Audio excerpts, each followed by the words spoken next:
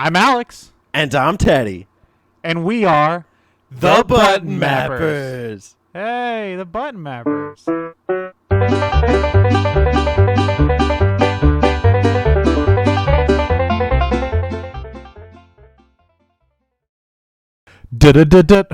Dun, dun.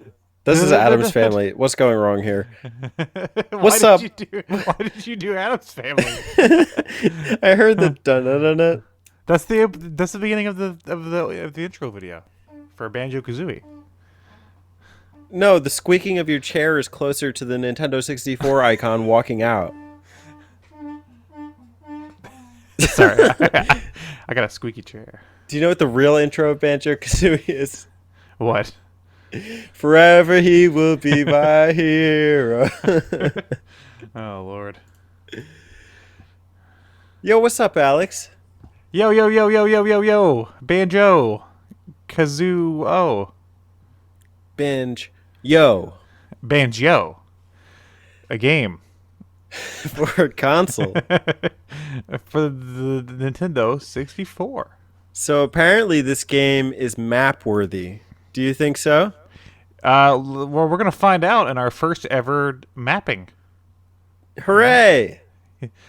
We are the Button Mappers, and that's just not our name. That's also our occupation.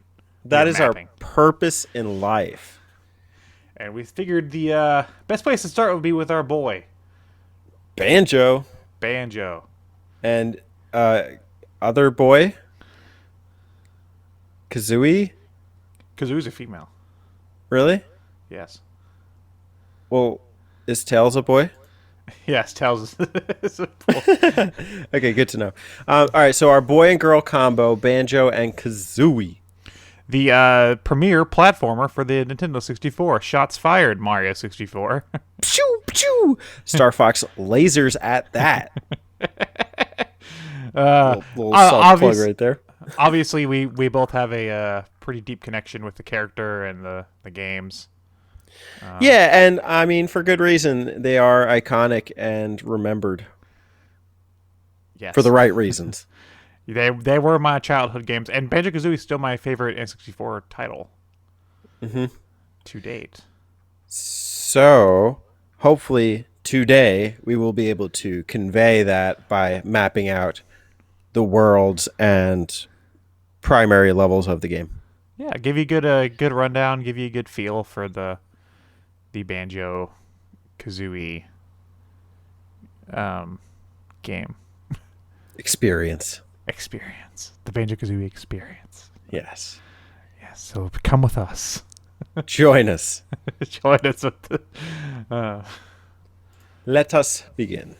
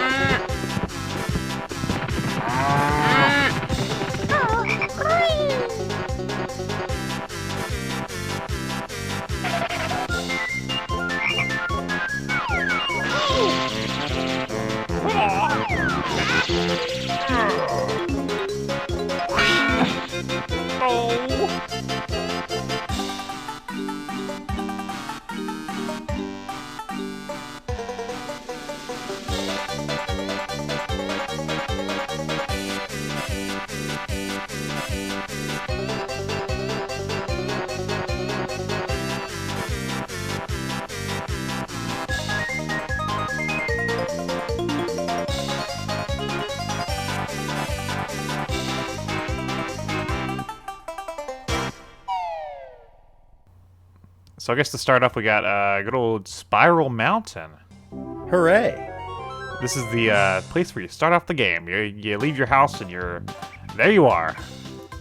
Yeah, and it's not just you, it's you and your sister. Oh, what? Tootie. She's She's gone. Well, Tootie starts off in the beginning of the game. She walks out the door. Oh, yeah. There's bottles. Banjo's fast asleep. Probably had a bit too much honey last night. Yeah, that's what it was. Yeah, it was the honey. Kazooie's like, I want to play. Let's go play. Yeah. But Tootie gets kidnapped? Tootie napped? Yeah. The nemesis of the game, Gruntilda, comes flying out on her broomstick. Based on the quiz show, I should probably know the name of it by now, but I think I would get it if it were multiple choice. Which it has a face, and that's kind of creepy. Everything has a face in this game. Just about, and a lot of it is creepy, but it's cool too. So she wants to steal Tootie's beauty, which is funny because, I mean, is she really that beautiful? More so than her Game Over version. So, I mean, is Tootie that beautiful? She's just a kid. Yeah. Maybe it's the innocence. I don't know. Yeah, I guess so. Maybe the innocence turns to I don't know. I think we're looking too deep into that. Probably. Anyway, so yeah, she gets kidnapped and off you go to save your sister. Right. So once you go into the world of Spiral Mountain, it's a nice little environment. What are some of the things you recognize and remember from Spiral Mountain? When I think of Spiral Mountain, the first thing I think of are those creepy vegetables walking around. You know? I mean, maybe they're trying to reinforce some message about vegetables. There's a lot of vegetables that want to hurt you, which is not what vegetables do, kids. You should probably eat them. Yeah, make them go away, right? Those awful things. So obviously walking around, you see these vegetables and they're coming at you. You're obviously, your first instinct is to attack them. And I think that's really clever, because you learn how to attack them. Mm-hmm. There are several learning phases here, too. And if you skip the tutorial, Bottles is like, well, you're on your own. Yeah, well, fuck you. You didn't even care. Yeah, good job, Banjo. Yeah. Which is funny. But yeah, there are like little pockets off to the side where you can learn how to do a jump, learn how to, do this, learn how to do that move, So, everything talks to you too. So maybe not the enemies here, but even simple honeycomb pieces. Oh, yeah. Yeah, the first time you get a certain collectible, it'll tell you what it is. It's like, hi, I'm an egg. It's like, Hi, I'm the water. Learn how to swim. Hi, I'm the water. Hope you hate the controls. Yeah. In this one, it's not that bad. Sorry, go ahead. No, it's okay. But who's going? Me or you? Well, we're a team. You're Banjo, I'm Kazooie. I thought, okay, go ahead, Kazooie. Okay, well, please don't call me that. But I definitely think this works really well for the start of the game because it's really iconic, Spiral Mountain. I mean, it's gonna be a Smash Bros. Stage, it's definitely what you think of when you think of Banjo. Or at least I do. Is you think of his little house, that mountain, and then Grunty's lair on top. Connected to the top of the mountain. Yeah, and this rewards players for not just going straight to progressing the game. You can get a full health upgrade just in this beginning sequence if you spend 5 minutes walking around. Take that, Mario. Take that, Mario. But eventually you do find your way to the top of the mountain, and Bottles is like, "Yo, she's in there." Yep. And it's a giant layer that's shaped like her head. So I don't know what Banjo was thinking moving in next to her.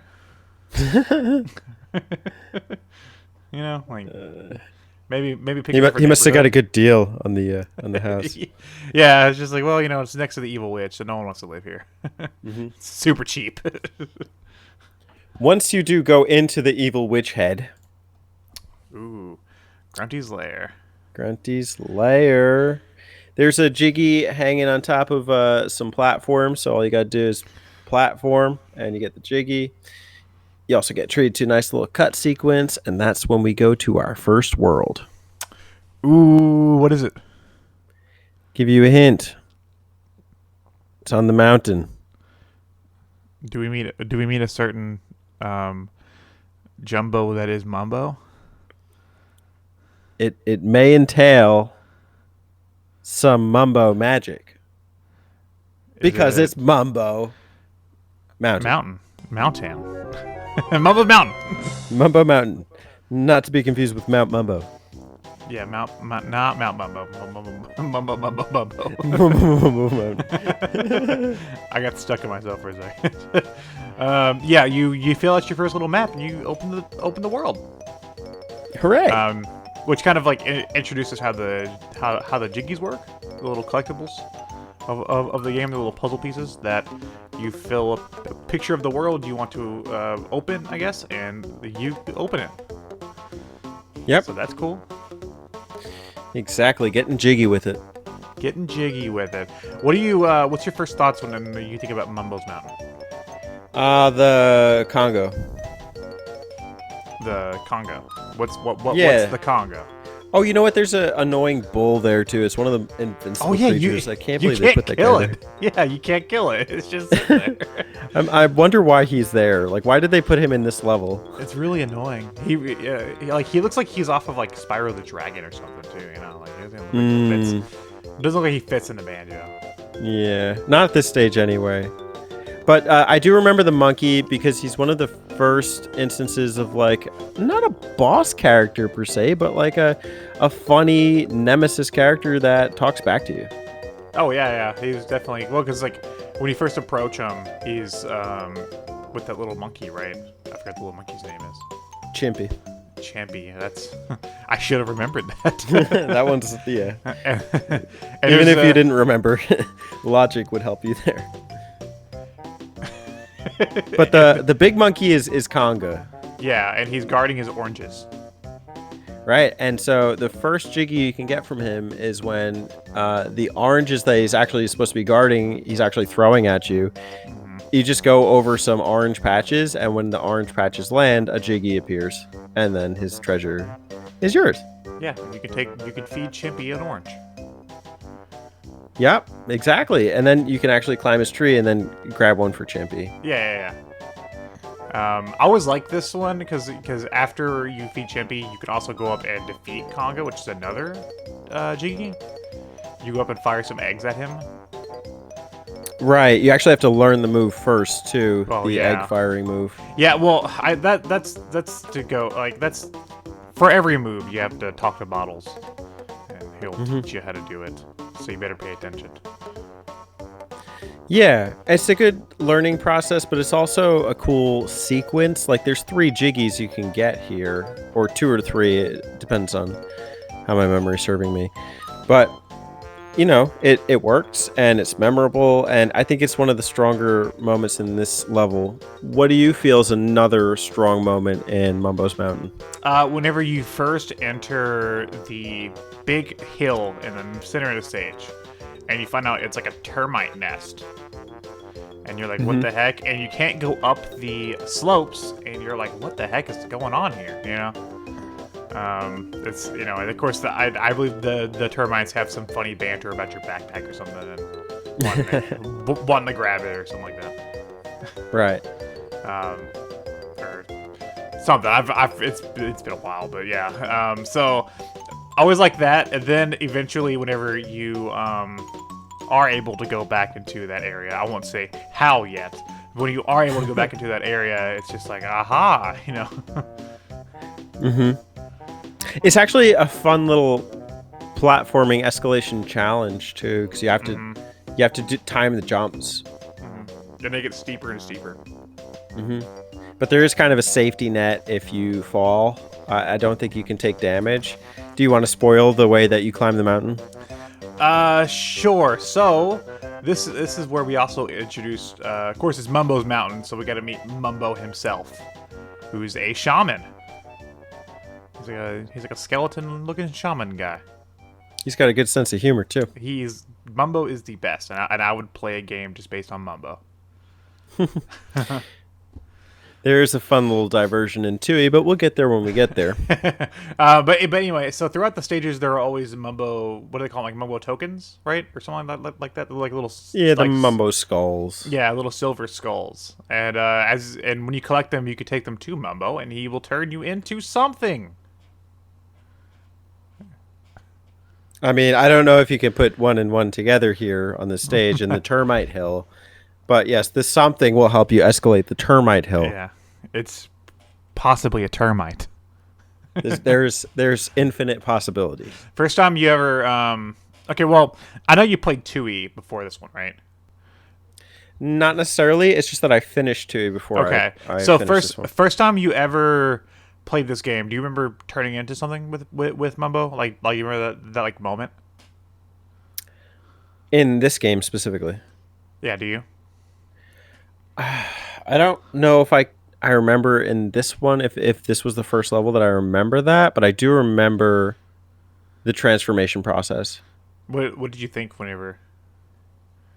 I love that because it's a reinvention of the game pretty much. I mean, just the mechanics, the controlling, like Banjo's a cool character because he can do so much. He can do his beak buster move, he can do his like aerial attack, he can do his little whee where Kazooie flies and then flutters a little bit. But then you transform into this character and it changes how you experience the level. Yeah, I always it was like one of the highlights of the game for me is to like every level I went to, I was like, okay, where's Mumbo's hut? You know, I want to see what I get to be this time. And I always tried to see how far outside of the level I could go with the transformation, which isn't very far. The game won't let you go explore Grunty's lair with the transformations. But I always tried though. That didn't stop me. If you do exploit it, there are some Cheeto pages to be found too. Yeah, but it was definitely like as I was younger, that was definitely one of my favorite things because like you never really, I never really played a game before. Like like I played games where you get power ups and stuff. Like Mario gets like a fire flower. Sonic gets like a shield. But I never played a game where the character just completely changed into something else. Like it was crazy when I was younger. And you had said, that Tui is a little more significant to me, and part of the reason is because they even took that concept and made it more. What's the word? It just more. Like how Smash Brothers games change over time and they become more. I don't want to say challenging, but more technical. Yeah. The transformations became more technical with the sequel, and I really loved it for that. In this game, they are a little basic, but they still have their own unique technicalities. Oh yeah. Well, I think with the second one, they were trying to step it up quite a bit, and they certainly did. I won't talk about the transformations too much on there, but I definitely can enjoy the ones in this game, and the termite I think is a good one to start because you get the ability to climb those ledges in the hill. You get to walk up and down the mountain. It kind of teaches you that like, hey, these transformations do more than just change how you look. They're gonna let you have different properties. Mm-hmm. They're gonna change the way the way you're playing the game. Yeah. Any final words on Mumbo Mountain? I like the hut area outside Mumbo's house because you can smash all the huts, and you get a jiggy for that, and it's not really something that the game necessarily tells you. You can just kind of do it. All right, cool. Let's take it to the treasure trove. Treasure Trove Cove.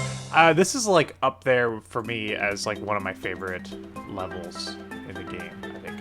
Okay. Tell me why. I love how for one, the verticality. I hadn't played a platformer on the 64 with this much like to climb. Like you can go so high in this level.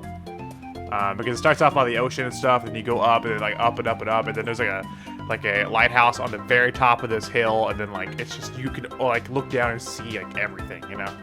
It's crazy. Okay, that's fair. Do you know what the first thing I remember about Treasure Trove Cove is? What is it? That goddamn shark. Oh, snackers! I love snackers.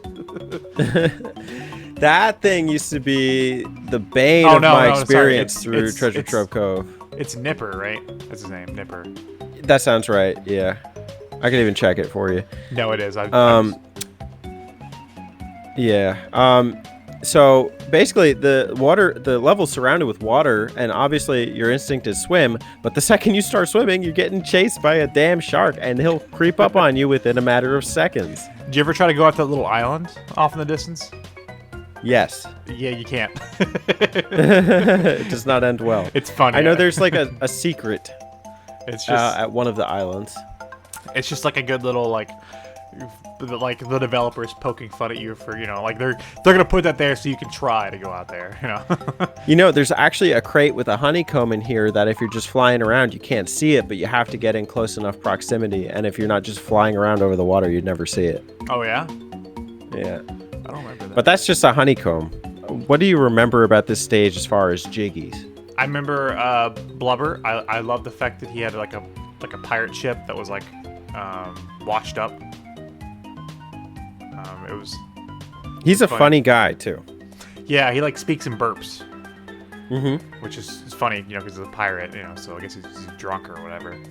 Drunk pirate hippo. I mean, that's an epic combo right there. Yeah, and you get to swim down in his ship, which was always super fun. You have to get his gold pieces. Yeah, and he goes, hey! When he He's like, I'm going to the casino. Lord. Do you think he's talking about the casino and ukulele? You never know. I mean, they could have done some backwards programming here. Knowing Rare guys, What else stands out to you about this area, except for the amazing music? Oh gosh, and the amazing music is also remixed for the underwater sections. Oh yeah, and that goes for every level. Yeah, in this one I think it is a little significant though. There is a sandcastle here which you use to spell out cheat codes, but it also operates in order to give you a jiggy. You have to fix Leaky, who's a little bucket. I think actually just about every jiggy in this level is pretty memorable. So like, fixing Leaky, flying around, ground pounding the X's, backflipping into the treasure chest, flying to the top of the mountain, going into the treasure chest that's like hidden, that's Grunty's secret treasure, and then she'll comment to you, I can't believe my treasure you found. Now I need to keep you on the ground, or whatever her stupid rhyme is. There are some good ones here. I was wrong. And I didn't even talk about Nipper. You were right. Yeah. Or you're right that you're wrong, because Nipper is the crab. Snackers is the shark, yes. Nipper is the crab. And I was going to mention him. I loved the fact that you fight him for one. Like, that's just a fun fight. But after you fight him, you can go inside of his shell. Yeah. Yeah. It's like it's got little rainbow crepuscular effects. Yeah. I don't even know if I'm using that word right, but it looks cool. It's super cool. And I think this is a good level to introduce the player after Mumbo's Mountain, because it opens up a bit and kind of shows you that, hey, these levels are going to have quite a bit to them. They're going to have a lot of hidden stuff. They're going to have a lot of places you can go and explore. It's going to be high levels to climb, little secrets. Can I ask you how you feel about the introduction of flight here? I think that lends itself well to the verticality of the level, because again, like, it kind of rewards you for wanting to go up high, for wanting to go up to the very top of the area. And this is one of the levels that whenever I was younger, even if I wasn't playing the game to do anything, I would just go back here just to fly around. Yeah, it's a cool level, and it's aesthetic, it's music, it's beach, it's fun. It's great. It's a real treasure. And I think we should also mention the fact that this goes for all the levels, that in each level you could find 5 Jinjos. Mm-hmm. And we didn't mention that. Jinjo! Jinjo! Woohoo! Yahoo! Oh, you get the spring jump here. Do you like that one? It comes in handy at points. I wish you could do it without needing the platform, though. Like, I wish you could just do it. I feel like like maybe like have it cost a feather or something. Yeah, that's fair. but it's okay. Any last words for the treasure trove Cove? Woohoo!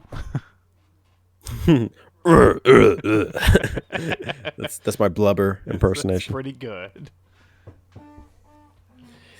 Let's take that impersonation on to the next world. It's my boy. It's my boy Clanker. Which boy? My boy Clanker. Your boy Clanker. My boy Clanker. I think this is definitely one of the most iconic Banjo stages because of how different it is. It's Clanker's Cavern. Okay. Explain. For one, let's just go ahead and get the elephant in the room out. There's a giant metal shark in the middle of the stage. Do you remember what his role is? I don't. He is Grunty's garbage disposal. Ooh, poor Clanker. I knew it was something like that. It was something weird, like something like kind of like degrading. But he's super nice though. Yeah, he's a gentleman and a scholar. Yeah, Clanker's a cool dude. And this stage kind of deviates. So like the first level is like your basic grass level, then a sand level. And then this deviates a lot from that. This is like metal pipes and like rust and water. Like it's very different than other platformers. I know that when you go into the water, it's actually poisonous. Or maybe it's not that it's poisonous, but there is a breathing counter. I guess that's how it is with all the water stages. And it looks dirty. Like, yeah. And there's some tricky... you have to do a decent bit of swimming here. Oh. I'm not ready to talk about that. There's also, and when you talk about enemies, right? I guess a Mario is like a Goomba or a turtle. You got like slugs that are gonna jump out of the walls and like try and chomp at you. Oh yeah. Which they always scared the heck out of me when I was younger. They make these disturbing noises. Yeah, it's like I said, it's a very, I think, iconic stage to the game because of how different it is. Like, it's just, I didn't expect this as the third level, I guess, growing up, like... I know what you mean. It's because it's tricky, too. If you want to get 100 notes here, you got to be on your A game. You got to make sure you don't drown. Yeah, and there's a lot of hidden, like, passageways in the walls and stuff. You could, pipes and all that. You got to climb up through all that stuff. And then you got to go inside Clanker. Like, that's a whole different ball game right there. There's some tricky stuff. You have to talk to him. Like, you have to get on the platforms and then just make sure you know that he needs a dental cleaning, and then fire your eggs at him. What's the most? What's the most standout part of the level though? It has to be Clanker. You cannot say that like anything else stands out here. The giant fucking fish, and the metal fish. A metal fish that is 100 times your size. What about that you can enter? Say? Sorry, what do you have to do for Clanker? Well, you have to clean his teeth, which is, hit or miss or whatever. But I know that when you go underneath Clanker, you need to spin the cog. Yeah, you gotta free him. Free the dolphin or something? No, you have to free Clanker. You have to get him to where you can emerge. Oh, that's right. I forgot that's. So you have to go down there and you have to spin. You got to swim through the key like 3 times, and then there's a fish down there named Gloop, and he will give you bubbles so you can breathe. And my God, this is not the most stressful part of any game. I don't know what is. Well, I will say there is another section in a future level that is similar to, maybe not similar to this, but just as annoying. Okay. But we'll get to that when we get there. But what do you think about that mission, though? That one specifically is a drag, but it's worth it, I guess. I kind of like it. I mean, once again, I do think it is hard and it is kind of like nerve-wracking, especially when you're down there and you're like trying to swim through it and you have like 2 bubbles left and you can't find Gloop. Yeah, exactly. It's qualifying. It qualifies it as a challenging 3D platformer, and not like in the annoying way, in the fair challenge type of way. I know that like once you emerge Clanker too, you actually have to go on his tail and then like jump on the back of him. You jump off the tail. Like there's some cool platforming you have to do here. Yeah, like there's a little bolt that he spits out of his head that'll like shoot you up. Yeah. It's a strange level. Like you can go inside of him. There's a lot to explore inside of Clanker. Like it's different. It's very different. It's a standout though, for sure. It's Clanker is a certified mapper. Yep, he earned the title. He's map worthy. You got anything else to say about Clanker's Cavern? You do get the invincibility feather here. Yes, the gold feather. But it's a interesting item. I can't say I much care for it. Yeah, you don't really. I think that's the most useless move in the game. Yeah. Yeah, you don't really need it. Fair enough. The Wonder Wing. Is that what it's called? Yes, it's called the Wonder Wing. Sounds like a Oasis song. You're my Wonder Wing. Nice. Uh, All right, let's take this fight one step further into a nasty area. which has the best name. Would you care to say it? Bubblegloop Swamp. Bubblegloop. Bubblegloop Swamp. Why don't you kick this one off? Bubblegloop Swamp is a swamp. Okay. This one's really hard to narrow down. Maybe one thing in particular that I think of when I think of this area, because there's many things. There's the fact that you get the boot power up. I think that's a big one. Where lets you walk through all the sticky, gross swamp. Which you actually get in Grunty's lair too, which I think is neat. Kind of like the little area outside of the door, it's still swamp. What else? The giant crocodile in the center of the stage. I don't know what his name is. Does it have a name? I don't know. But you need to become a crocodile in order to enter him. Yes, you have to. Yes, talk to Mumbo Jumbo Ekum Okum, and become a crocodile and to crawl in his nose. Oh, Croctus, the golden crocodile. There's Mr. Vile, the crocodile. I think Mr. Vile is what I'm thinking of.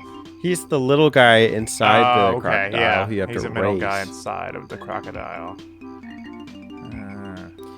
You have Tanked Up, the giant turtle. Tip Top. Tip Top is the little guy. Tip Top's from Diddy Kong Racing. Wow. That's neat, isn't it? Yeah. Well, I guess he would be from this originally, no? No, Diddy Kong Racing came out before Banjo. Really? Yeah. So Banjo and Conker first appeared in Diddy Kong Racing. Banjo actually talked. He was like, "I'm Banjo," and Conker wasn't an alcoholic yet. So yeah. So but Tip Top is in that game, and that's where he originates. Was Diddy Kong Racing? Fun fact. Look at that. How fun. What did you say is, well, you said it's hard to pinpoint, the identity here. Yeah, because there's a few different, I think. Do you think this is a standout level? I don't know. I never really cared for this area, to be honest. I think there's too much, it's hard to explore because you can't touch a lot of it, Because you can't be in the goop. I think a lot of it's not memorable. It's memorable for just being simple, ground pounding. I keep calling it ground pounding. It's a beak buster on Tank Top's feet. There's the song for Tip Top. He has the little turtles make the notes, and then you have to repeat them by ground pounding them. I actually think that's a bit of a chore. Stomping the huts is cool, but again, it's just not memorable. For the right reasons, I guess. Trying to eat all the Yumblies and Grumblies with Mr. Vile. Fuck that. He always... I hate that when that comes up in the quiz show. He always somehow has more than you, and I hate it. No matter how good I'm doing, it seems like as soon as it switches from one color to the other one, he's right there. He just gets them all. And I'm like, fuck this guy. Although I do have to say it is quite a sight to see a crocodile in a pair of the speedrunning shoes. So I would actually think that would be more fun if it was a little more fair. Fair enough. Do you like the transformation?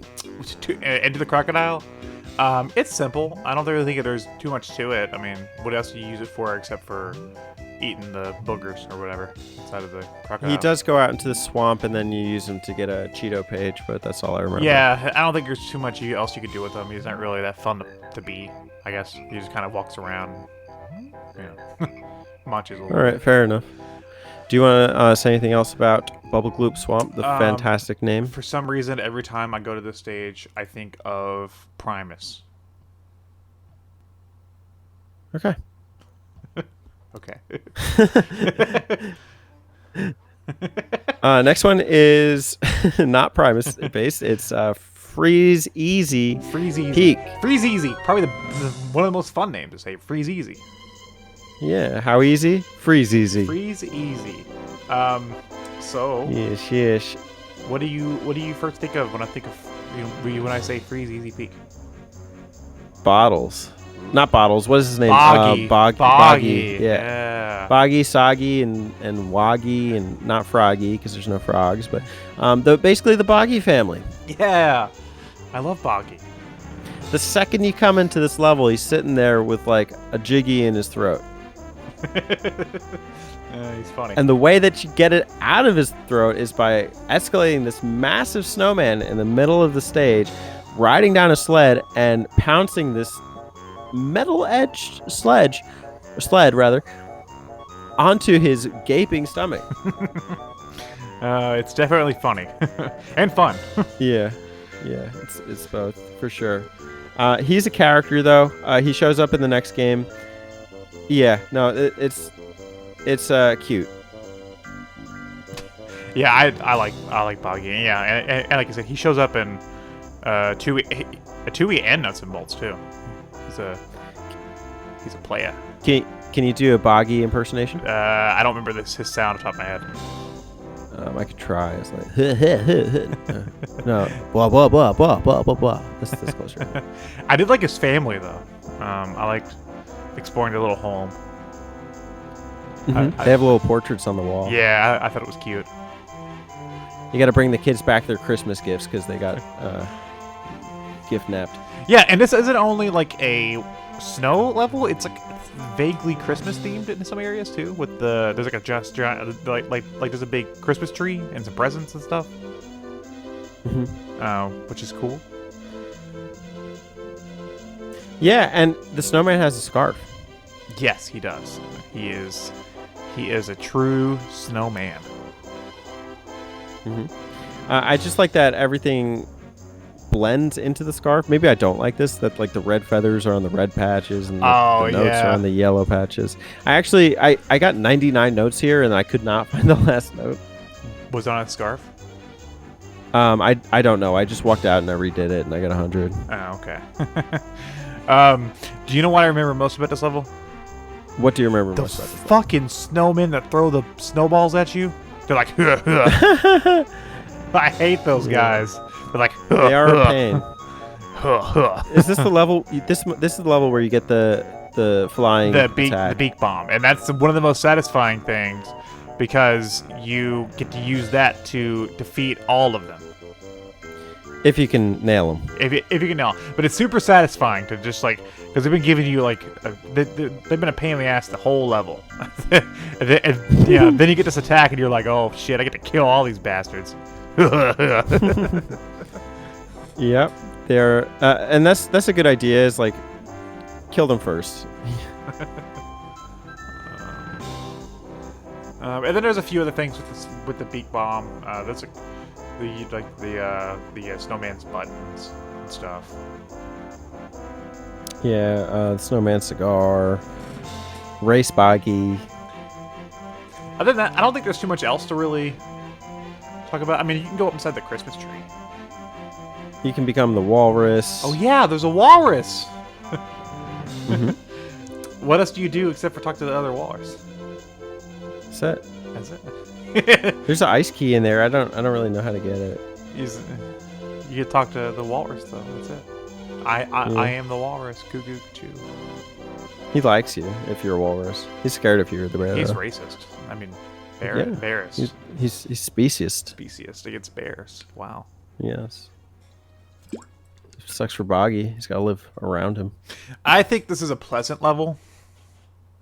Mm-hmm. Not too amazing. Not something that I would probably be like thrilled to go back into again, but definitely fun. Definitely like pretty, laid back, pretty chill. Get it? Mm-hmm. It's a merry old time. Yeah, it's a merry old time. It feels a lot like Christmas. Yeah. I mean, It's beginning to, which is about to change when we go on to the next stage.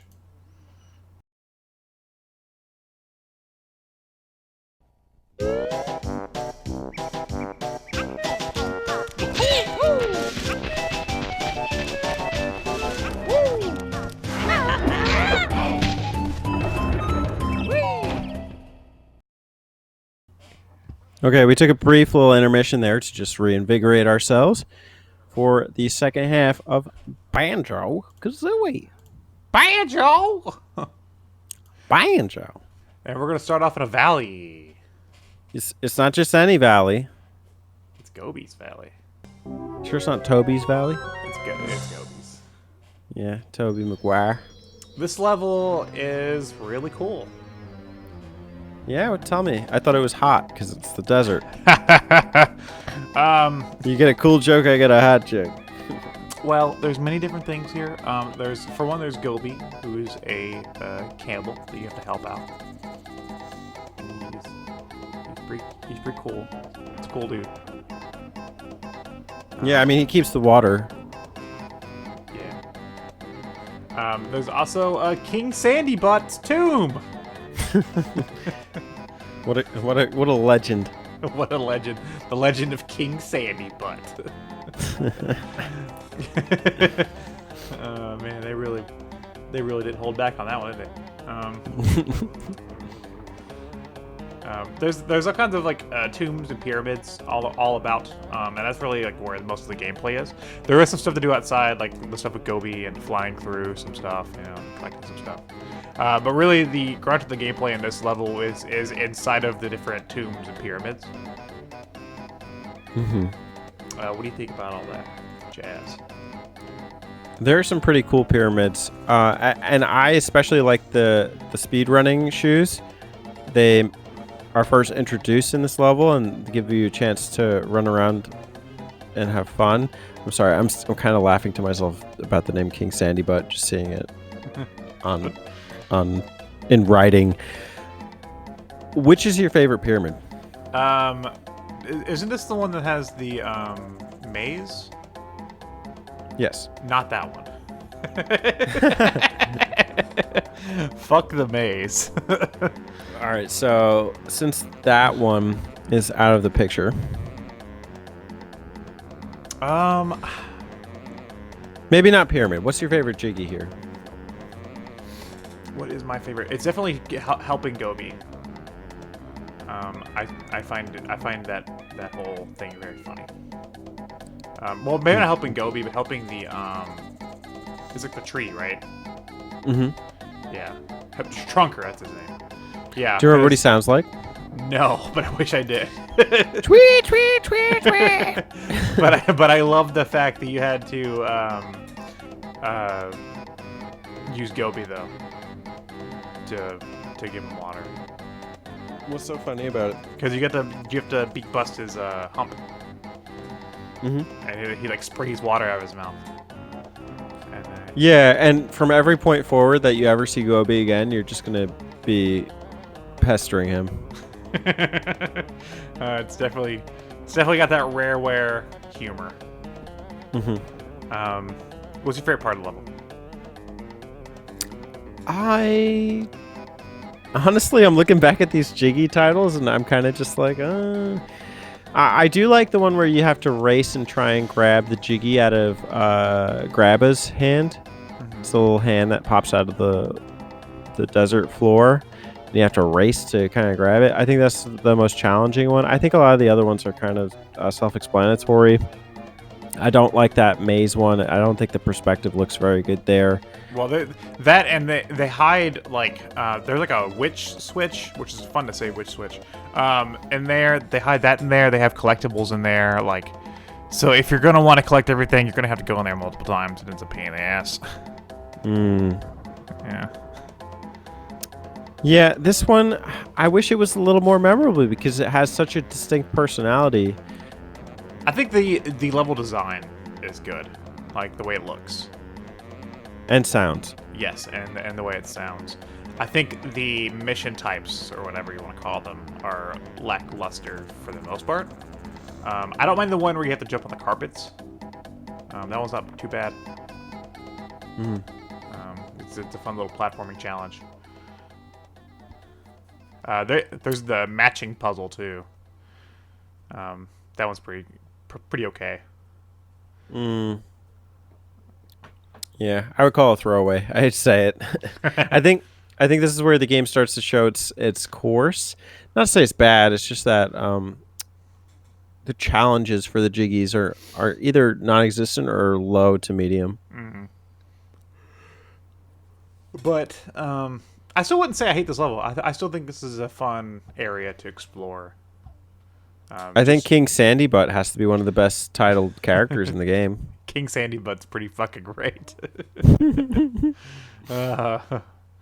And once again, I do love Gobi, and you get to see Gobi again in Tui, which made me happy. Fair enough. Let's take it one step further, mapping out this game, and we're gonna go to the Mad Monster Mansion.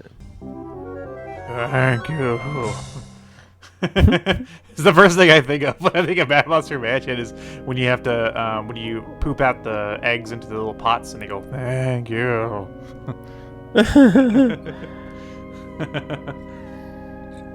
I think of the butler ghost who's like sleeping. Oh yeah. Like just one step on his floor and he wakes up. I am surprised that this isn't the last level. Why is that? Because it fits that like last level theme, you know. Like you think like, oh, you're gonna fight a witch, so wouldn't like the spooky level be the last area, you know? Like wouldn't that be themed right? But it's not. Do you know what the best jiggy in this stage is? And not to say it's the most challenging. What is that? It involves a toilet. Tell me. Inside Lago. Okay. So enter the bathroom and jump into Lago as the pumpkin transformation. You will be flushed into the sewers and Jiggy will be between several whip cracks and grill chompas. I'm reading that off Banjo-Kazooie fandom.com. I can't say I remember that one, but it sounds pretty amazing. He's like a toilet that just starts bobbing up and down, and you hear like the toilet seat tapping against the rim every rotation. I like I like the spooky hand that's playing the organ in this level. I feel like that's a nice touch. This level gives off that classic spooky vibe, you know. Like it's like if Freezeezy Peak was the Christmas level, this is the Halloween level. That's fair. You said the pumpkin. You do turn into a pumpkin. That's something. What do you think about the pumpkin? It's cute. It doesn't really do much. Most of these transformations, it's just for like traversal sake. It's not for actual purpose. Again, you know, the purpose of this one is that it's just tiny. Yeah, and that you can go through like little corners. Yeah, I feel like it's maybe like one of the most useful ones in the game. This one does give you access to quite a few jiggies, like 3 or 4. Yeah, so it's this one's actually got like some good uses in the level itself. That's fair. Because of the size, and I feel like, you know, we've talked so far, and like some of the stuff we're like, oh, it doesn't really, like the alligator. We've been like, oh, you know, you're not gonna do much with it. But this one, yeah, this one you definitely do need it. Yep. Do you like this level? Yes. Do you? Okay. Yeah. It's got character. It does. And it's got. And it has characters. And it's not even like it's a necessarily big area either. Like it's just like the little mansion. There's a little maze. You know, like there's like a well and stuff. It's just the fact that it's all got like different sections. Like it's almost like little levels, you know, in one big level. You can explore all around the mansion and inside the mansion. Full of mad monsters. And toilets. And toilets. Thank you. And urns. Thank you. Thank you. Shall we move on? To what is probably tied with Treasure Trove Cove as my favorite level in the game. Talk to me. Rusty Bucket motherfucking Bay, boy. Woo, you Bay boy. Bay, Bay boy. It's like a Beyblade. The Bay boy. Beyblade, that's right. This is such a unique level for a platformer. What makes it unique? It's like a shipyard. It's like a dock. You know, like it's so cool. Like, what are some of the ship-like qualities about it? Well, there's a ship. Dock-like qualities. Does this remind you of Shenmue? Well, I wasn't looking. Rhetorical question. I wasn't looking for any sailors. So there's that. What do you like about Rusty Bucket Bay? I like the music for one. It has like the horns. It's like doodle doodle doo. It's catchy. I also think this has some of the better. I guess I don't know how you want to call it, like the mini areas, stages. Little pockets of the world that you really have to go to, not just for the jiggies, but for the notes too. I also really liked where you have to enter the code to blow the whistles. That's hidden. How did you figure that out? I don't know how I did it whenever I was younger, but I know when I played through it whenever I got older, and I was like, what the heck? How do I do this? And I actually had to look it up because I just didn't see the code on the wall or whatever it was. Yeah, I did it by trial and error. Did you? Yeah, so I lost some health in the process, but I figured it out, and then I saw it along the wall. I was like, it might as well be somewhere, but I think I can do this. What do you? So I was actually like typing in the individual numbers into the stream chat as I was figuring it out. Oh, that's funny. Yeah, it's tricky. You really need to pay attention. What about you need to pay attention to a lot of things in this level, because I was walking around this thing for like 2 hours and I could not get all 100 notes the first time. What about the engine room? That's a pain in the ass. That's probably the hardest platforming section in the game. If you are going for 100 notes, you should start with that room. That is annoying, because you have to go to the back of the ship and slow down the fans first off. So if you forget to do that, you have to keep going back. You need to time every jump, and the fans that you have to jump past every time have the potential to knock you off the pipes. Oh yeah. Do you like that though? Do you like the challenge there? Yes, because I feel like maybe through most of this game there hasn't been that much of a challenge like that, you know? Like there hasn't been that like challenge that like I guess it kind of reminds me of those challenge stages on Mario Sunshine, you know what I'm talking about? Yes, the ones where you don't have flood. Yes, and those are my favorite parts of Mario Sunshine. So I do appreciate the challenge here. You know, I used to like those too, but I've heard people who say they hate them. Whatever. Get good. I think it's almost apparent how much that was missing before. Like, I can't name anything that's remotely close in the Monster Mansion that's that hard. Yeah, exactly. Like the hardest thing probably other than that is the Clanker part where you have to swim through the key. Sure. Um, Yeah, but the Bubblegloop Swamp was a bit of a miss. Freezeezy Peak is okay, but Gobi's Desert was okay. Monster Mansion was okay, but like again, here's a level where you have several instances of appropriate difficulty and challenge. yeah, it makes you think. It makes you test your skills. And it's different. I've never seen a platformer stage that's themed around like this kind of like ship. Did you want to ask me something? I forgot what it was. My major complaint here is actually it's unfortunate, but it's a sign of the times. And I know I could be playing this on Xbox One, but I'm playing it on N64, and I can't see some of the entrances to the ship. Like there's windows you have to break Yeah. to get in, and I had a real hard time with those notes. I almost gave up, but I didn't. What do you feel about like the textures? There's a lot of gray here. Yeah, well, that's just like you said. I think it's just how the game's aged. Like, it doesn't look good. I did play this on Xbox some. I don't think I played this far, but I do know that the game looks a lot better on the Xbox release. Mm-hmm. Whether you're playing on 360 or the Xbox One version, I think they're the same version. So that might be the way to go for that if you want to kind of avoid some of that like smearing effect, There's also these TNT boxes that offer some challenge.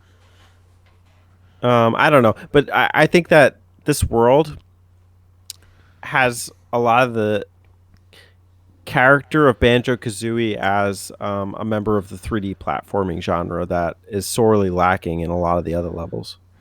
Yeah, well, you could definitely tell that like this level they were like, aha, Yeah, I see why you like it so much. Yeah, it's and I feel like a lot of what this level did right carries over into the sequel. Fair enough. Yeah. Yeah. I'm sorry, I'm trying to... I love that music. It's so good. Banjo music for days. Banjo's got the best soundtrack.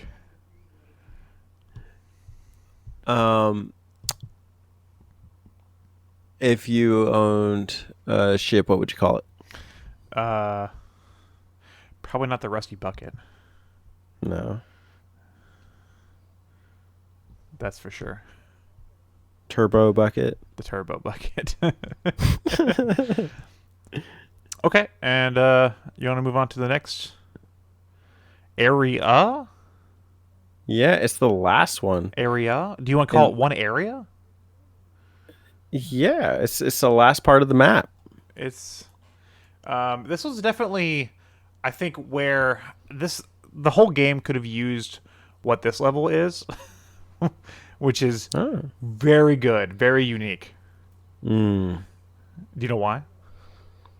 Because it's got good pacing, because it's a clock. No. Tell me why. It's Click Clack Woods, and Click Clack Woods is, yes, it's a wood-themed level, and that's the final level. I know, sounds pretty lame for the final level, right? But it's got the most unique mechanic of any of the levels. Okay. It's the fact that you can go through 4 different doors and go through go to any season. We used the word experience at the beginning of this, and I think this level was an experience. Yeah, it's very different. I've never seen a game, or like just a game in general, do a level like this. Like, it's the same level, but there's 4 different like themes for it. There's like the fall, the winter, the summer, and the spring.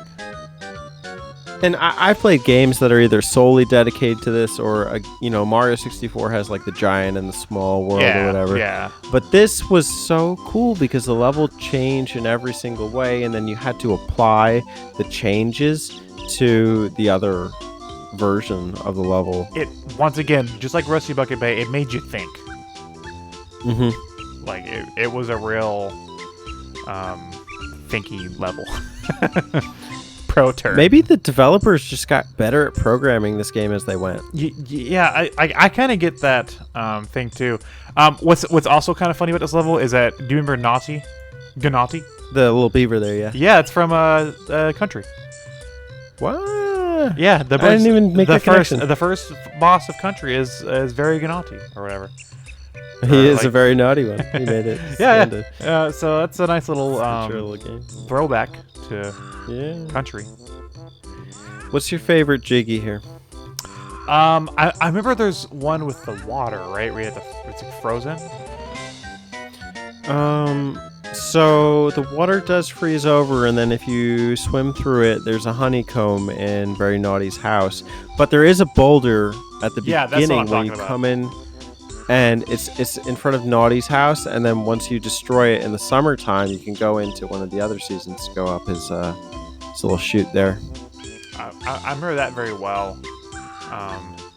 It has been a while since I played through this stage, so I can't really remember a lot of it off the top of my head. That's fine. I did just play this so I can refresh you. There's a fight with the bees. They're called the Zubbas. Yes. Oh my God, the bees. Sorry. Sorry. Go ahead. There's a bird that you have to feed caterpillars to. He's called Irie. There's also the birds in the trees that snap at you and they go. Hop, hop, hop. Yeah, and the first time you take one out, it's like a dramatic cutscene. It's very uncalled for, but it's hilarious. This is also a stage with a lot of verticality. Yeah, for sure. It's a big old tree, and you really need to roll off the ledges and have your timing down. Mm-hmm. There's like a cabin that's like hanging off a tree house, and like the floor's destroyed. To get the jiggy there, you gotta like do some serious jumping. It's called the Whip Crack Lodge. I'm reading that now. Yeah. Do you know what my favorite part of this level is, though? Let me guess. Is it? It's not Naughty. No. It's Mumbo, and the fact that he is not there in the winter, which is the final season, and he's like you're replacing with a honeycomb harbor. Well, it does involve Mumbo, which that is pretty good. Is it the bee transformation? Yes. Okay. I love the bee transformation, man. I felt like this could have been applied to most of the other transformations. The bee transformation is just fun. Well, it does allow you to substitute for the flight pad if you'd prefer. So it is a cool little. Well, yeah, and like you don't need, translation of that. You can just fly around at will. Mm-hmm. Yeah, and it was so fun whenever I was a kid, because I really get, not many games let you just do. Now you could pull up a Grand Theft Auto game and fly a helicopter as high as you can or something. But you could play Buck Bumble. More like fuck Bumble. Or like fuck Clue Land. More like fuck Clue Land. It's got to be in there somewhere. But I used to love to just fly around as a bee. I think it's something that Tui did a little better, but I do like it here. It played a little weird when I did it recently, but I appreciated the effort, and even thinking about how I could apply the bee transformation afterwards. I was always like, at the end of it, I was like just trying to fly around and see if I missed anything. Yeah. It's just, I just think it's fun, and I think that's one of the things that a lot of the other transformations in the first game is lacking. Is like, are they fun? Like being the crocodile, is it fun? Being the pumpkin, is it fun? Like being the bee is fun. Yeah. Like, that's fair. Yeah. I like that Mumbo just straight up dips every other season besides the first one, and he's got like an excuse. In the fall, he's raking the leaves, and the summertime, he's brushing himself with a fan. In the winter, he's not even there. Yeah, exactly. And the honeycomb's like, good joke, So yeah, it's definitely a cute little. I don't call it an Easter egg, but it's definitely got that rare. Yeah. Got that rare flavor to it. That rare flavor. So rare these days. But once again, I think this is a spectacular level. I agree. I think it is a nice one to close on.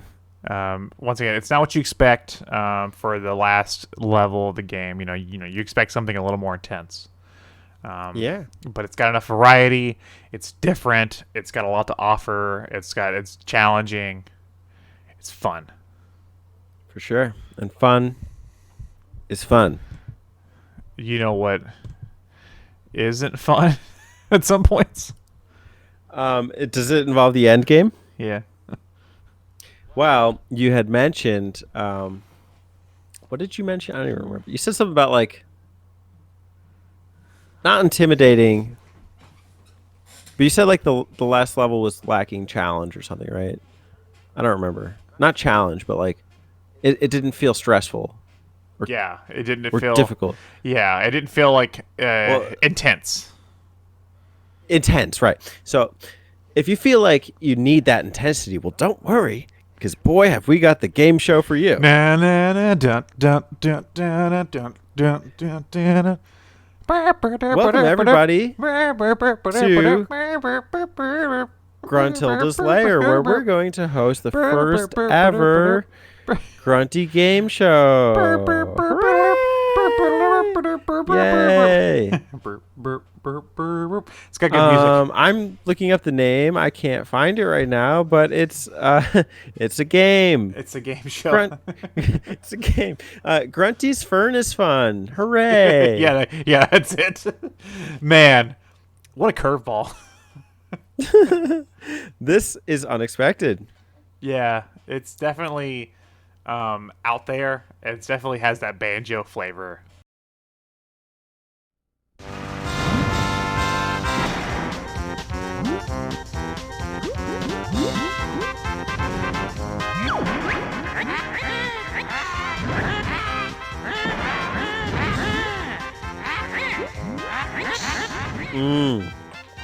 Talk to me, Alex. What's up with Grunty's Furnace Fun? Does it really hold up to the fun of Click Clock Wood? So it's a board game. I guess you call it a board game? It's a board game. Mm-hmm. Yeah. But to progress, you have to complete different quizzes and challenges. Mm-hmm. And what kind of challenges are there? Well, a lot of the challenges are recycled from the other stages. So like the little game where you have to munch the boogers with the alligator and stuff like that. Like those types of little side mini games, I guess you call them, are like the challenges. And then there are the quizzes, which you better hope you paid attention to everything. And even talk to Brentilda, Gruntilda's sister. Yes. At least like 20 times. Yes, because she's everywhere and she will tell you useless facts that took notes. aren't actually useless. Of course, there's the internet too, but yeah, good luck. Yeah, this is hard. Question. Spiral Mountain's got my face. How many molehills are in this place? 9, 8, or 7? You have 10 seconds. 8. Good job. Yeah. So you advance 1 space. Yay. The Furnace Fun is basically like Monopoly if you could only roll 1. And you get hurt if you lose. Yeah. So you better hope you have max honeycomb upgrades. I don't know how many. I wonder how many kids got to this point in the game and just were like, just said fuck it, 'cause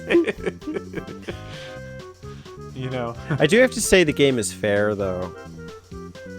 Like it's not like you have to restart the whole game or anything. Like you could always just game over, and then just come back to it. Yeah, but it's frustrating because I could see people like maybe playing this game over the course of a month or something, and then going back and finally getting to that point, and then being them being like, how many molehills are in Mumbo Mountain? I'm like, dude, I don't know. That was a month ago. Yeah. Well, I mean, if you've been playing this consistently, like I found that playing it over the course of 2 or 3 weeks, I was able to get it on the 3rd or 4th try from start to finish. Okay. It is a tricky game, though, because there are several spaces that have skulls on them, and they'll just insta-kill you. Yes. That is true. So, you really got to be careful. You can kind of hack your way around, but I think the key to this little end game sequence is that it's a diversion from what you expect, and it's different.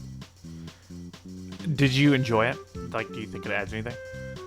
Yeah, I mean, I remember this from Tui, so when I got to this in this game, I was almost expecting it. Mm-hmm. I didn't expect it to be this hard, though. This was quite difficult.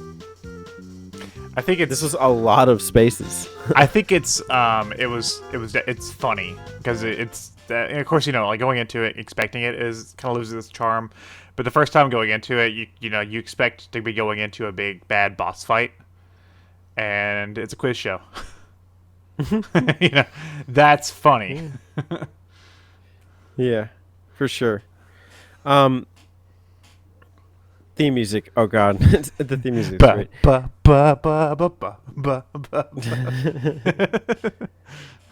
Which challenge do you like the most?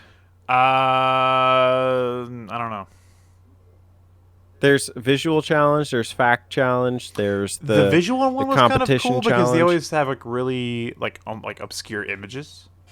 Yeah. The sound one's fun too. I could usually get that one right when I hear like the character's voice or whatever.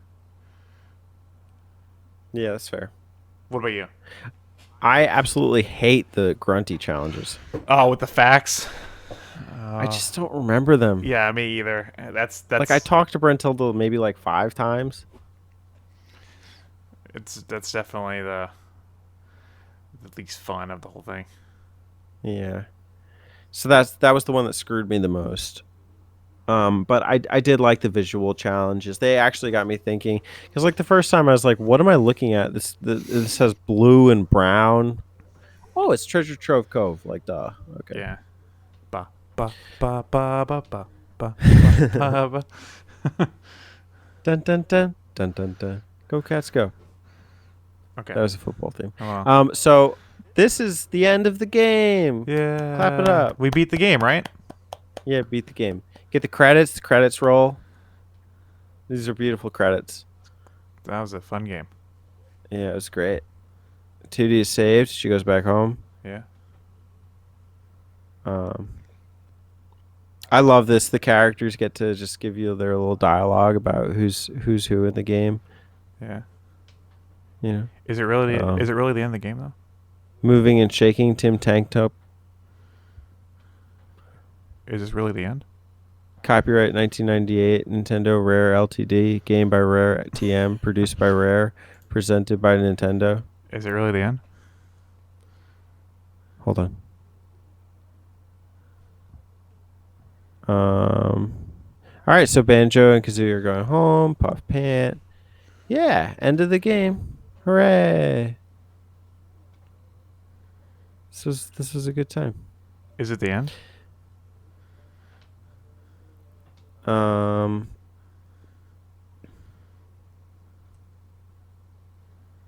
Nope.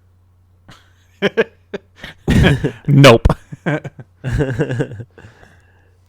All right, this is not the end of the game. Obviously, these are joke credits. I think that in and of itself is beautiful. Yeah, there's you still gotta take down one big bad witch. Yeah. Which is not the easiest of battles. It's actually a good challenge. Yes, and I cannot say that I'm good at it. It's a multi-sequence battle, so you have to do several things.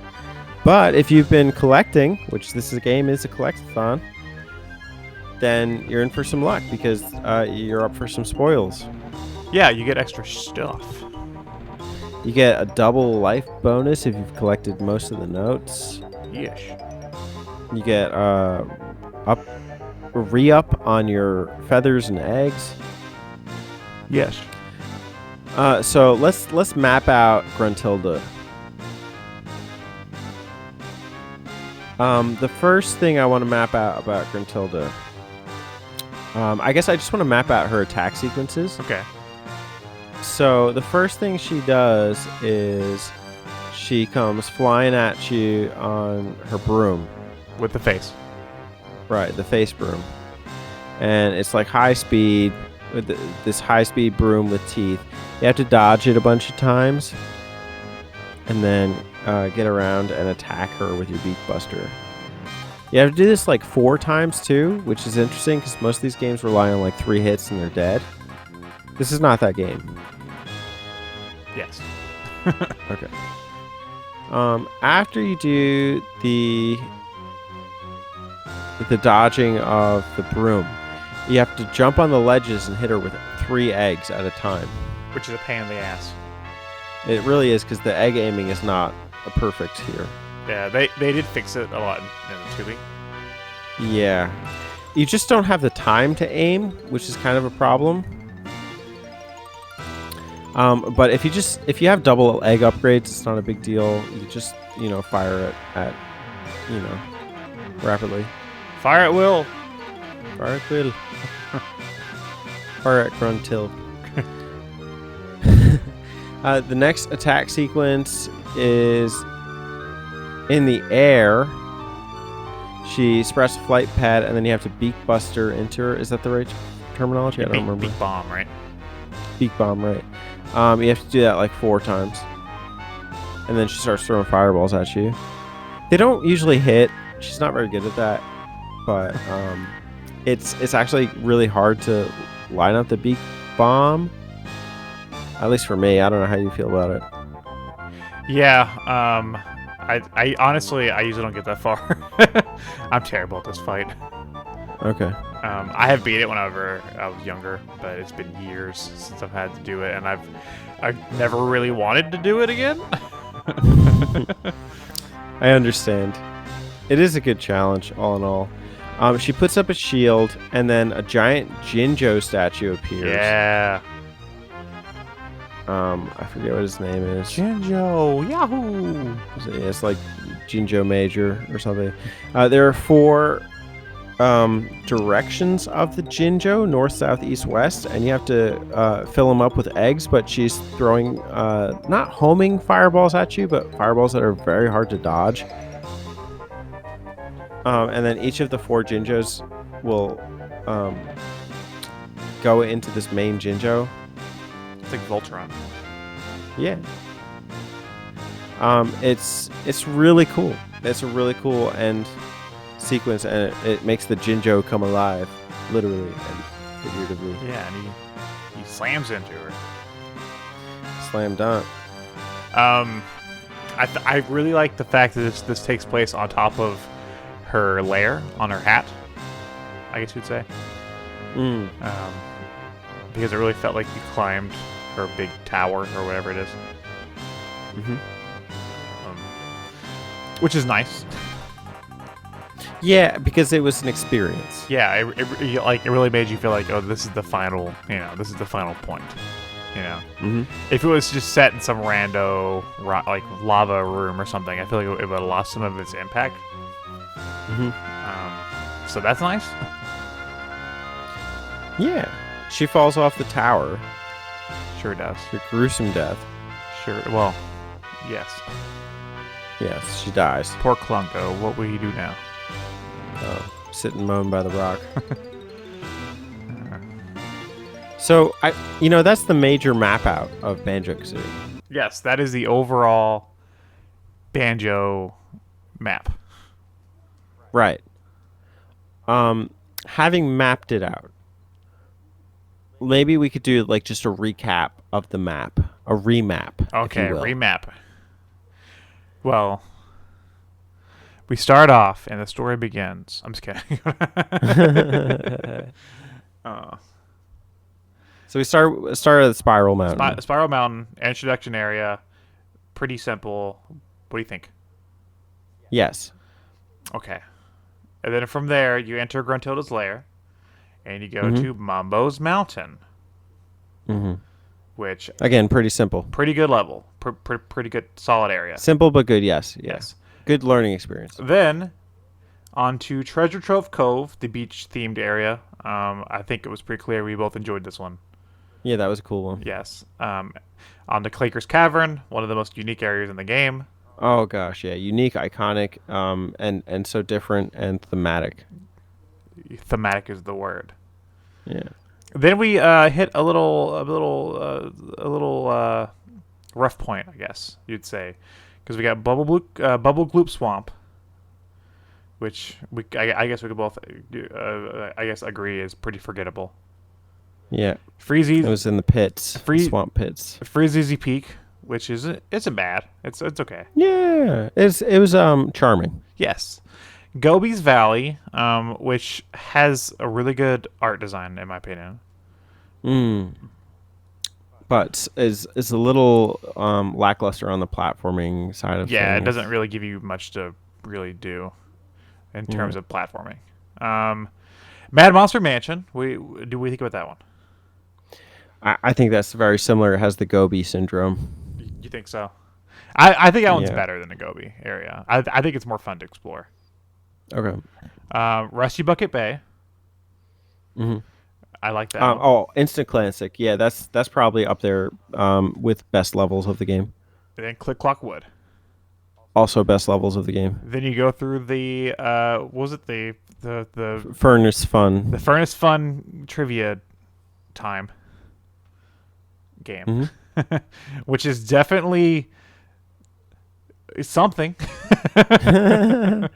It's a challenge. And then you fight Grunty, which is also a challenge. So that's in a different way. It's not the quiz challenge. It's not the quiz challenge, but it's a challenge of your banjo skill.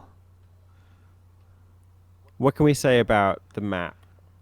I never thought about it till we did this video, but yeah, there's definitely those middle, I think 3 levels, Bubblegloop, Freezeezy, and Gobi, I think are like the lowest point, you know? It's sad. And I don't think it's a bad thing. No, I think, every game's going to have the level that's not as good, you know? Like, yeah. Every level, every game's going to have that, where you're going to have this level that you're just not as fond of as the other ones. I think the fact that levels 2, 3, 8, and 9 are standout, and not just that they're good, but that they're really standout levels, makes the map worth exploring. What do you think? Yeah, I agree, and those levels, I think also the one of the big key differences you can kind of take away are the time you spend on each level. I would argue that those levels you spend way more time on than some of the middle levels. It just feels like they have a lot more to offer. Mm-hmm. And I think overall the Banjo experience is still worth it. Is it worth it? It's goddamn worth it. You're right. They shouldn't even have to ask that. I do want to ask you though. Like you said that you dread the Grunty experience. Oh, the boss fight. Yes. Yes. Despite that, is it worth it? Is it a good end game to this Banjo experience that we went through? It's definitely satisfying to knock her off the tower and have her crash into the earth below. Mm-hmm. So yes. Cool. It definitely satisfies the grudges of the King Sandy Butt. King Sandy Butt. Is that as good as what was it in Tui? Was it Jiggy Wiggy? King Jiggy Wiggy? King Jiggy Wiggy. He's a constant throughout the game. Mick Jiggies. Oh my god. Oh gosh, wait for the button map into that one. Oh, Tui. Yeah, Tui.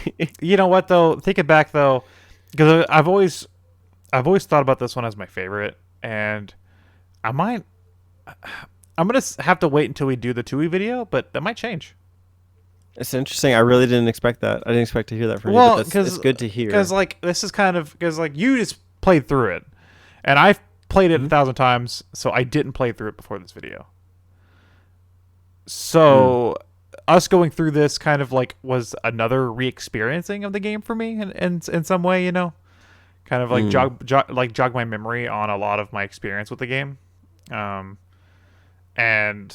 yeah, I guess we have to see how the second one stacks up, but it might it might win out, it might beat it. That's fascinating. I've always considered Tui superior, and I never finished this game, so being able to stream the whole experience, despite the fact that it was a silent stream, was a good learning experience for me. I actually think, I don't prefer this over Tui, still, but there are those levels that are just so good at platforming. The Rusty Bucket Bays, and I knew I loved Clanker's Cavern. I didn't know I loved Click Clock Wood that much. I didn't understand it when I was younger. Now that I played it again, I get it. Yeah. I get what the platforming appeal is there. And, did Tui take that and do better with it? Maybe. But there's also an appeal to the Banjo-Kazooie experience of just going into one level and playing that one level and not having to go back through it or go like through other worlds to get back to it with other moves. It's a simple, fun platforming experience. They didn't perfect that for every level, which I think we've really gone into. But the ones they did are damn good. This was their first step. And just like any first game, you can't really knock it for not getting everything right the first time, like not every game will. Mario 64 didn't, Sonic 1 didn't, like Zelda 1 didn't. Like there's always going to be those things that they could easily improve upon in sequels. But this game did very well to set the framework for a Banjo game, to really, like you said, create those levels that really, like, they felt like a Banjo level, felt different than a Mario level, felt different than a whatever level, they were Banjo levels. I mean, all things considered, I think it is competent, which I did my Star Fox 64 video by this point, and you may be surprised to hear that I feel Star Fox 64 pales in a lot of ways. But I don't feel like Banjo-Kazooie pales, despite some of those lackluster levels. No, it's still a fantastic game, and we'll have to see how Tui goes again. So, this might still be my favorite. We'll have to see what the outcome of Tui is, and I'll let you know by the end of that one what my outcome is. Well, anyways, guys, girls, mappers, buttons, we've taken you We've taken you on a full map through of Banjo-Kazooie. What was your favorite part? Yeah. Let us know. Do you like Banjo? It worth it? Are you still here after this hour and a half of Banjo-ness? If we are, we love you. Thanks, guys. Thanks for listening. Yeah, much appreciated. We hope to make this a regular thing. Yeah, we put a little bit more time and effort into this video, so if you could, just drop it a like, let us know your feedback, and if you can, share with a friend. And, I mean, it is fair to say we are going to do Tui. Yes. And we're going to... And potentially... Nuts and bolts? Another game in the vein. Nuts and bolts? Another game. Nuts and bolts. Another game. Oh, Banjo Pilot. Guys, I'm out. Happy button mapping. Thanks for watching, guys. I'm tired. Yeah, me too. It's like 1:30 in the morning. Fuck Klugeland. God damn it. Fuck you, Klugeland. Fuck you, Klugeland. With that being said, we are the button mappers, and we are out. I found out the name of the buffalo. Damn. Was it Buffalo Bill? It was Big Butt.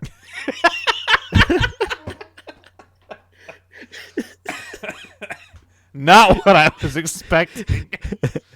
But so worth it. Big Butt the Buffalo. Hey y'all, don't forget to subscribe to them button mappers.